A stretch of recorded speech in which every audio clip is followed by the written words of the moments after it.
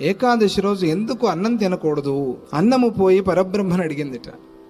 ప్రతిరోజు నన్ను తింటారు, నాకు రెస్ట్ లేదా స్వామి అని అడిగిందిట. మీకు ఏకాదశి విశ్రాంతి అన్నాడు భగవంతుడు. ఎవరు వింటారు స్వామి అన్నాడు. ఎవరు వింటారు? ఏకాదశి మాకు విశ్రాంతిని ఎవరికి తెలుస్తుంది? మేము ఎవరి దగ్గర నోరు మొత్తుకోవాలి? మాకు ఏకాదశి విశ్రాంతి తినద్దు అంటే ఎవరైనా వింటారా అని అంటే అట్లా కాదు.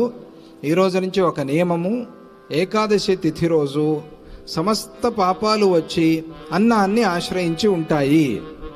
ఎవరు అన్నం తింటారో వాళ్ళు అన్ని పాపాలు తిన్నవాళ్ళు అవుతారు, ఇక గుర్తుపెట్టుకోండి అన్నారు. ఇది భగవంతుడు చెప్పిన మాట. కాబట్టి అన్నం తినద్దు. ఫలము క్షీరము మంచిది, దాంతో ఉండటానికి అవ్వట్లేదు అంటే ఎంతో కొంత పలహారంతో నడిపించండి. ఇంట్లో కూడా అన్నం వండకూడదు, ఏకాదశి రోజు అన్నం వండకూడదు. పిల్లలు రోగులు ఉన్నప్పుడు తప్పని స్థితిలో వాళ్ళ కోసం అంతే తప్ప పెద్దల కోసం కాదు. ఇవన్నీ ఎందుకు అంటే మనం శరీరం శుద్ధి చేసుకోవడానికి, శరీరంలో ఉండే మలమంతా పోతుంది, అవసరం అది. దాంతో మనస్సు నిలుస్తుంది.